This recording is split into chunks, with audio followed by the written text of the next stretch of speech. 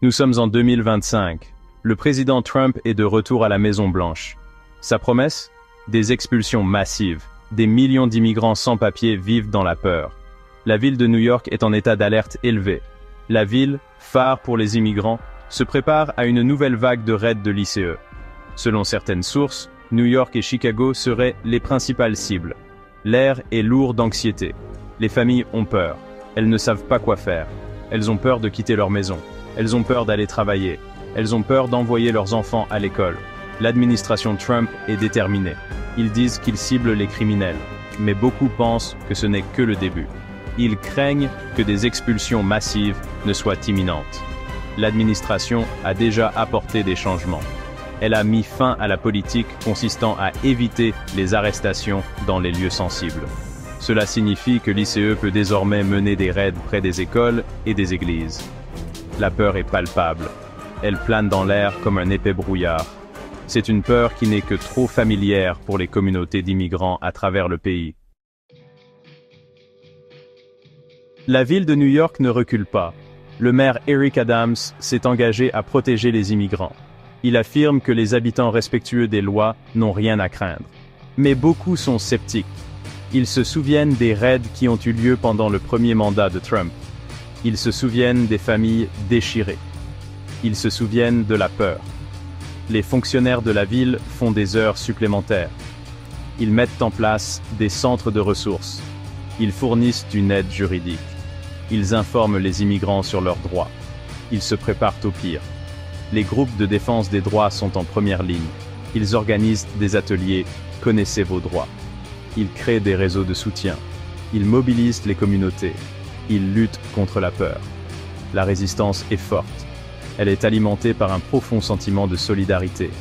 C'est une résistance née de la nécessité. C'est une résistance qui ne sera pas réduite au silence. New York est une ville sanctuaire. Cela signifie qu'elle a mis en place des politiques visant à protéger les immigrants sans papier. Ces politiques limitent la coopération avec les autorités fédérales chargées de l'immigration. Pendant des années, les villes sanctuaires ont été une source d'espoir pour les immigrants. Elles leur ont offert une certaine sécurité. Mais aujourd'hui, elles sont attaquées. L'administration Trump veut punir les villes sanctuaires. Elle a menacé de leur retirer les fonds fédéraux. Elle a menacé de poursuivre les élus locaux. Elle veut empêcher les villes de protéger les immigrants. La bataille juridique sur les villes sanctuaires est en cours. L'administration Trump a publié de nouvelles directives. Ces directives facilitent l'expulsion des immigrants sans papier. Elles ont également rendu plus difficile la demande d'asile pour les immigrants. L'avenir des villes sanctuaires est en jeu. La lutte pour les droits des immigrants est une lutte pour l'âme de l'Amérique. C'est une lutte contre la peur. C'est une lutte pour la justice. C'est une lutte pour la compassion. C'est une lutte que nous ne pouvons pas nous permettre de perdre.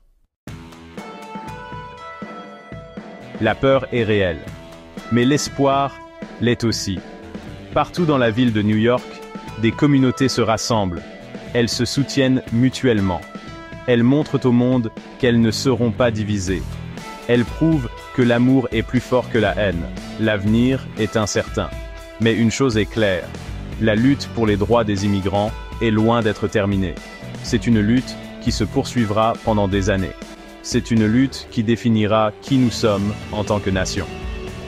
Face à l'adversité, la communauté immigrée de New York fait preuve de résilience.